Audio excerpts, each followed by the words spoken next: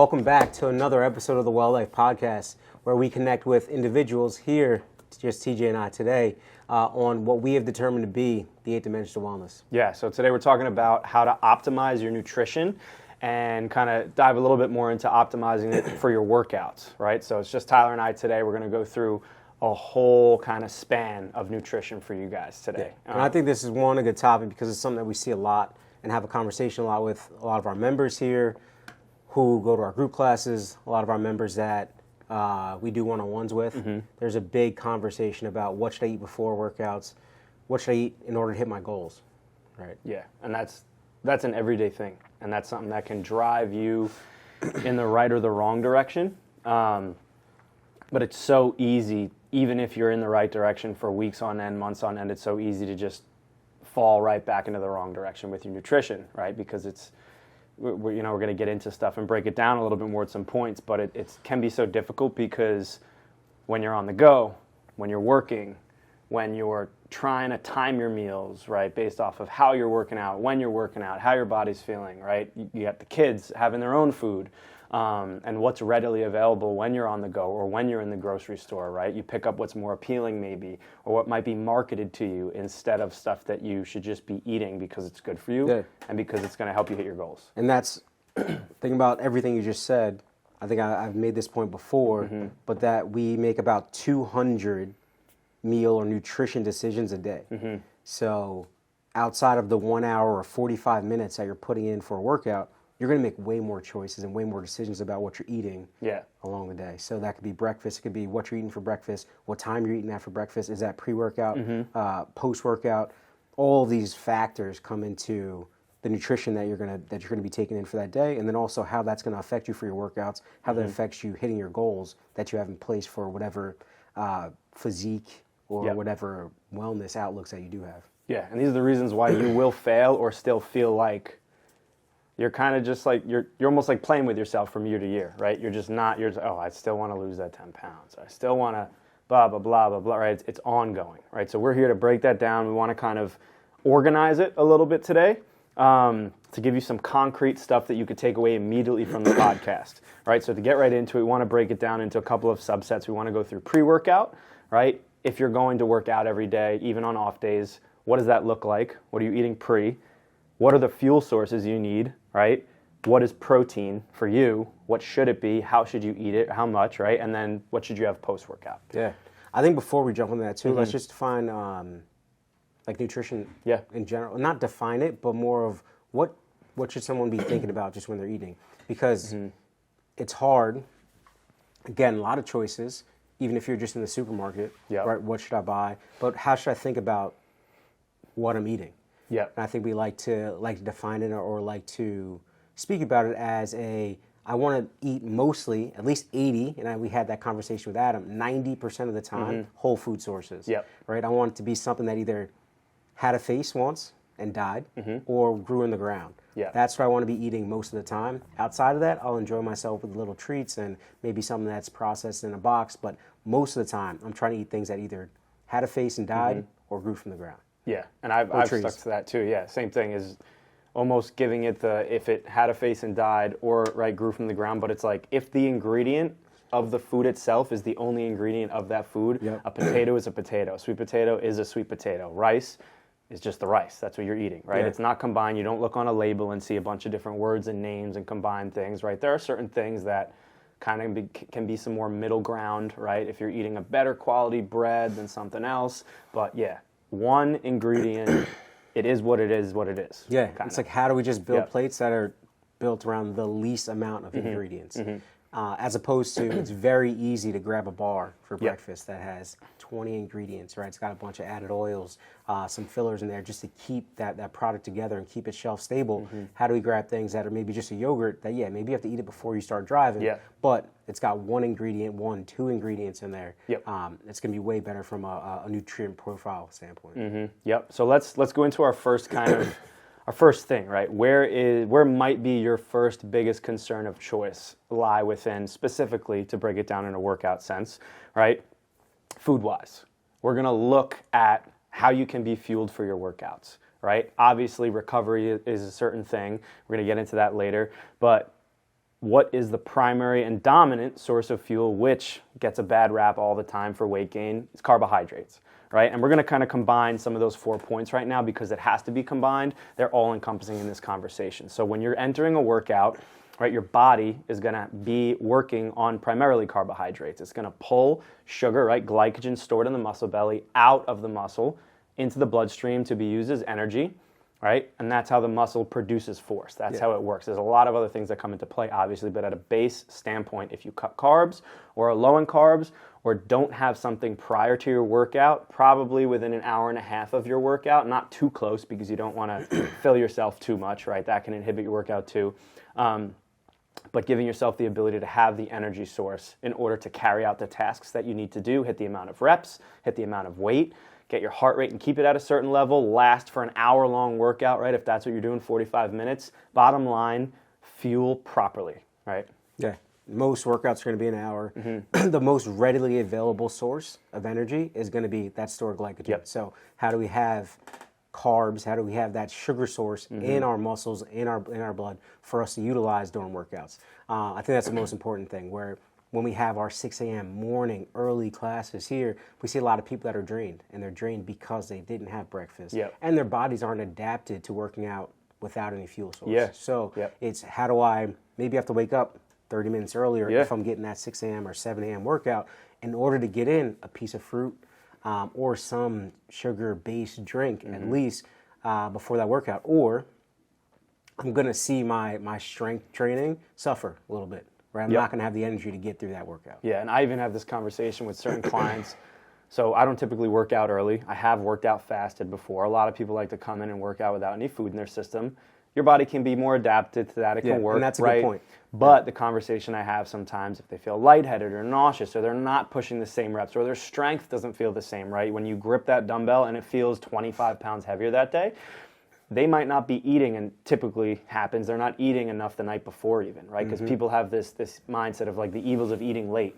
Well, it's like, no, if you're not going to eat in the morning, you should be having some type of substantial basis of carbohydrate with your meal at night, because that's at least going to play some type of role in stored muscle glycogen when you wake up in the morning if you're going to work out fasted. So that's even something there, right? That's kind of like a trick of the trade. If you're going to work out fasted and you have to get to the gym at 5:30 or 6 a.m. and you don't really have the capacity or the time to wake up and eat early, how are you going to allow yourself to do that? Right? So that's it. I'm going to dive a little bit into supplementation here, just a tad. We want to do a whole separate kind of talk on that because it's something that should be in its own realm, right? Its own kind of book of knowledge there. But supplements-wise, right? We see all the pre-workouts on the market, all the crap. Some of it can be good. Talking about pre-workout. Yeah, like pre-workout supplements. Not necessarily just a pre-workout, but pre-workout supplements. And supplements, right, by definition, it's like an aid, right? It's supplementing, or it's something on the side of what you're doing. So you can use a supplement to your advantage in the morning, but a supplement can look just like a regular Gatorade, too, that has 25 grams of sugar to fuel your workout in the morning so that you have readily available carbohydrate stores. Pre-workouts might be way too much caffeine. Some people's stomachs have issues on it, especially on an empty stomach if you can't eat in the morning. Yeah, We've had a couple of clients, have their fair share of dealing with that. Yeah, we had, and to give an anecdote, right, we had a younger individual, right, probably mid-20s, high performer, but didn't eat breakfast or had something little, had pre-workout, probably had way too much caffeine, had some additives in it, stomach just didn't feel great during the workout.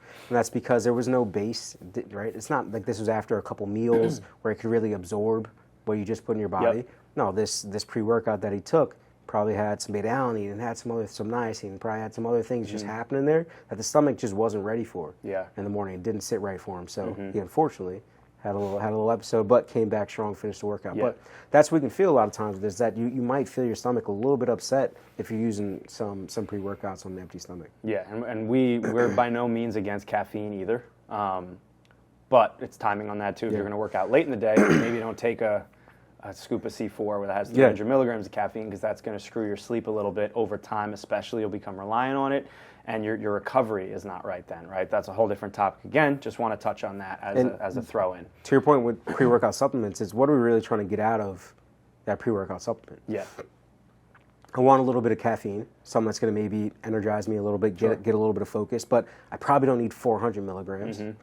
And right? That's probably the base of it. Then I want some electrolytes. Yep. And some sugars, right? Like that would be the ideal for pre-workout. Yep. So I don't need all the other things that are happening in the typical pre-workouts that are on the shelves. I can probably have a little espresso or coffee before a workout. Yeah. As opposed to something that's going to have 400 milligrams of caffeine. 100%. And then complement that with a little bit of salt, water, and some sugars. Yeah, and I've even talked to people that have done keto, right? High fat, lower than 30 net carbs a day. They have almost no stored muscle glycogen. Anything that they can convert is either from fat or protein into some type of glucose, which is just a whole extra step and system that your body's using. But the conversation is like, well, what are your workouts like, right? Are you fasting? Do you have carbs in your system? Oh no, carbs are bad. I feel like I gain weight. I'm doing keto. So they put themselves in a box, right? But if your goal is to lose weight and gain muscle and work out better, maybe those 25 to 40 grams of pure sugar or carbohydrates is phenomenal for that hour and a half basis to give you the fuel. You're going to use it up during your workout. It's going to allow you to push hard enough to use it up. And you're basically supercharging your workout as opposed to feeling flat and only being able to push 80%, right? Maybe you can push way harder and feel so much better because you are, energized. Yeah. You have the proper supplement. I have a one-on-one client that high performer again, mixed martial artist, right? Fighter, performs at a very high level, trains very hard, and she just switched her diet to be something that's a way lower carbohydrate. And as we were trying to push some weight in here, she felt it. Yeah. Right. And this was more of like for her trying to optimize her nutrition because she operates at a very high level, making sure her body feels good with everything she's putting in her body. Not that she's against carbs, but it was just trying to use everything the right way. And she saw that, oh shit, I need to have some carbs because I'm not going to be able to move the weight I can in here. I'm not going to be able to train the way I want to if I don't have that carb source, right? So she reintroduced it and things feel good again. Yeah.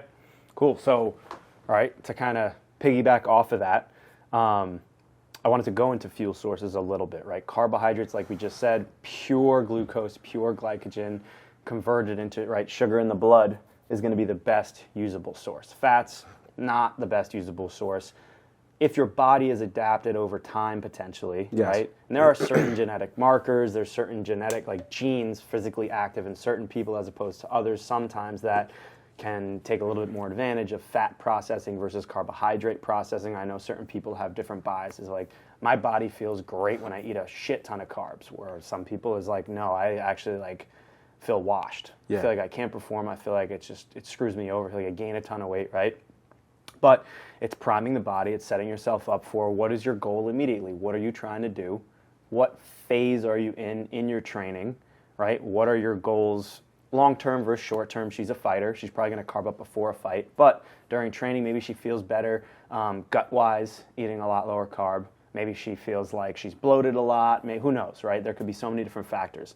So I think diving into that a little bit and taking a look at like how you process and how you feel is a huge part of the matter. Yeah, very individualized, for sure. Exactly, you know. And on another note too, when you're eating carbs, we almost state the fact of almost like eat whatever you want before a workout, right? Like as long as I think that's where the fun can happen in this. It's right, and I think we have this point here, but right when we're talking about fuel sources and having something that your body can utilize appropriately for a workout, right? If you like cookies and you like Rice Krispie treats, like there's a big trend on TikTok of people having Rice Krispie treats before workouts, and the reason that that's okay is because you want to pump up those glycogen stores. You want that sugar before a workout, and if so, think about this: if you want to have a Rice Krispie treat every day, have it before your workout. Right? Instead of having it late night when you're not going to burn anything, have it before your workout. Use that carb source. Use that to fuel your workouts. And now you actually got to have a Rice Krispie treat, right, every day. But it's using it appropriately, right? You like Rice Krispie treats, you like gummy bears, you like something like that. Have it, treat yourself before your workout. Go use that energy appropriately. Go burn it off in the gym. Eat dessert before your workouts. Yeah, exactly. I think that's the message I took from that. Have a cookie. Right? Before your workout. workout. Sal. Yeah, exactly. Sal. What's your take on protein? I know you have a weird opinion on protein, right? I have a pretty standard opinion on protein. Lots of it. Before workouts, though, I actually care a lot less about it. I like to the reason I'm going to have pre-workout protein is because I have protein throughout my day. Yep. So I'm just going to have protein that I've taken in. But if I had to choose and I could only eat a certain amount of food because I only had a certain amount of time before a workout and it wasn't going to be a full meal, it would skew more carb-based as opposed to it being protein-based, right? I would focus on having that protein post-workout to refuel my muscle stores and to recover better, as opposed to thinking about protein at all pre-workout. Pre-workout, I'm within 30 to 45 minutes. I typically, every time I work out, have dried mango because one, it's just become a habit, and if I don't have it, I feel like I'm missing something. But like that's my preferred sugar source that I work on. But I don't pair that with a protein, right? I eat that. I enjoy that about 30, 45 minutes before. To ensure that I've got some carb source, some sugar source kind of flowing through me that I can utilize for the workout. Gotcha. And then I go heavy protein, right? And I don't believe in that post-workout window. I think we've seen a lot of research on the fact that it's good. It's good if it tags on to a habit for you. I probably do have a protein shake or something within an hour of my workouts, and that's just because I've just done that now for 14 years. But if you're just getting enough protein in you throughout the day, you've done it, right? You've achieved your protein level, you're fine. You don't have to get it within an hour, but I like to do it because I know I need an extra 30 to 40 to hit my numbers, so I'm going to enjoy that protein shake kind of following the workout. Gotcha. I was actually going to on that point that you just said of total intake is really what matters. Yeah. Which also can be going back to different types of supplementation, different fuels. Focus on, right, not so much, focus on how you're eating throughout the whole day, but now within that break down what you need for the most immediate task that you're doing, right? Carbohydrates can be phenomenal, but most people deal with either metabolic issues from it, extreme abuses, diabetes, right? So they're positive in that sense of they're going to fuel you, they're going to give it to you, but protein, right, is probably the most important macronutrient because that sets up your metabolism, can be a little bit better, right, in managing blood sugar if you're eating a higher quantity of protein with every meal. Yeah, satiation. Right? Satiation, yep. It might just be easier throughout the rest of the day if you focus on protein to hit your numbers for your recovery relative to your goal body weight, right? For total tissue repair, total brain repair. Then also set you up to be able to eat and take advantage of those carbohydrates when you need them or want them, you know? So, yeah, I know we always preach protein, but that's it, right? Yeah. The breakdown of that is typically 0.8 to 1.2 on the high end grams of protein per pound of body weight, right? So if your body weight is 200 and you want to maintain, right, you should be eating about 200 grams of protein a day. Can waver, right, day in and day out, but that's kind of like your standardized goal. And that should never really go up or go down unless you have goal weights in mind, either above or below that weight target, right? But that's it. Total day, 200 grams. We always recommend splitting up your protein intake because it's just easier to take in at that point in time, right? So for me, I want to hit somewhere 185, 200 grams of protein a day. I'm probably trying to have somewhere 40 to 50 grams of protein a meal, and then I'm going to have a shake, something that's going to get me to that 185, 200 number. But we talked about this. There was a recent study that actually showed that the body can, and we've spoken about it before, but this research kind of really spoke about the fact that you can have, there's no upper limit of protein that you can have in a sitting that your body's not going to use. They did these tests around kind of even consuming 100 grams of protein that's all being metabolized by the body, being used appropriately. So for the people that may intermittent fast, right, the big issue with that is that you're missing a meal where you can get 30, 40 grams of protein. Yeah. So now when you could say, all right, well, now your target is for that first meal, you've got to get 60 to 80, you know that your body can use it, right? You kind of have to chase that in one meal. Yeah, and the intermittent fasting, I've been a fan of it. I've used it, right? I've used it while I was cutting. I've used it just on certain days when I feel like I'm bloated or I don't feel like eating yet. Metabolically, I don't feel like I'm ready to put food in my system. Some days I'm really hungry, but it's that factor of I've noticed it. Like there's that caloric drop off in that window. TJ said he doesn't eat breakfast, but he really just eats at 10. So it's just, he has 3 meals. It just happens to be at 10. Well, it's like lunchtime if you're up at 5 pretty much. So, but the total protein number and the total calorie number, like you said, in that window is tough to hit. So once again, we're working at a whole day's span. But that also goes back, I was going to go back to that post-workout talk. You said you have a shake, right? I'll have a shake too, but it's not necessarily like in the 30-minute anabolic window. Exactly. That's like old school, kind of like bro BS talk, right? That doesn't necessarily exist unless you're extremely low calorically, or let's say like post-marathon or something crazy where your body needs immediate nutrition, right? And is going to absorb it like a really dry plant with dry dirt. You pour water in, it fucking eats it up right away, right? It absorbs it right away.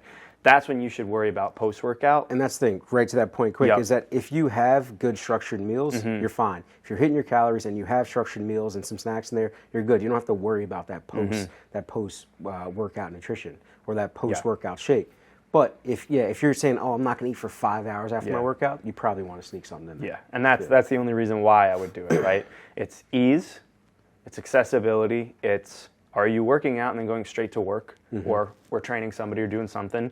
Drinking a shake is one of the only things we can really have access to at that time.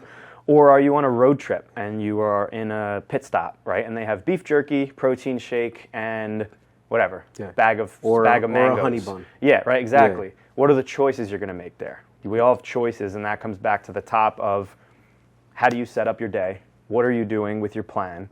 And where does that take you? 6 months to a year, right? I think the other reason I like the post-workout shake, and I recommend it to people, is just habit stacking.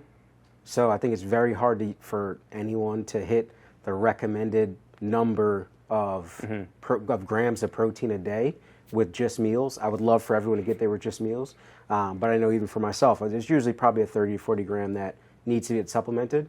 And if I can do that in a shake, right, it's a very good habit to have, right? I can hit my number easily, and I know that, I worked out, have a shake, there's 30 grams of protein. Yeah. I'm good. So if I recommend that to people because typically then they're going to fall short. So if you can make up that 30 grams, right, within like what feels like just your workout.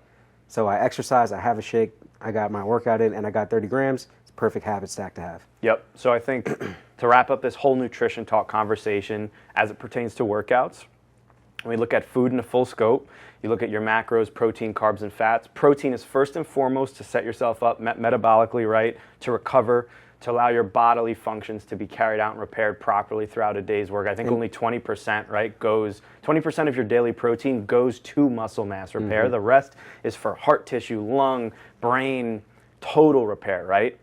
Looking at that, protein's number one, and then manipulated off of your goals, off of your workout timing, off of are you working out today? Do you have an off day? Maybe you don't want to eat as many carbs on an off day, right? We can have a conversation about that another day too and get into it, which we want to talk to Adam about a little bit and bring him back on. But protein, number one, carbs and fats, kind of can be worked. You can play around with those too. Right, higher, lower, more of each one, more earlier in the day and later in the day as it pertains to each one individually based off of your goals and when you're working out, right? Yeah. And that's kind of this fear of whether you're cutting, whether you're trying to gain weight, whether you're trying to perform.